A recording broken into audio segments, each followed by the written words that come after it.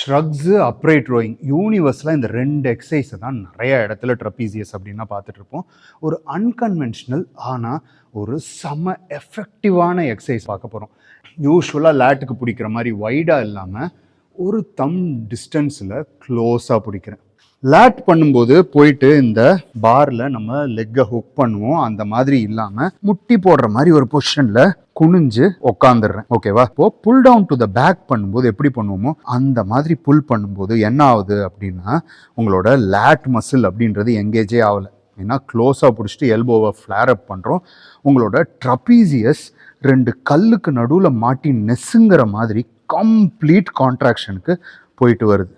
உங்களோட ட்ரப்பீசியஸ் ரொட்டீனில் இந்த எக்ஸசைஸை 3 to 4 sets of 10 to 12 rep use பண்ணி பாருங்கள். உங்கள் ட்ரப்பீசியஸ் எப்படி வளர்த்தீங்க அப்படின்னு உங்களை சுற்றி இருக்கிற நண்பர்கள் கேட்குற அளவுக்கு டெவலப்மெண்ட் வரும்.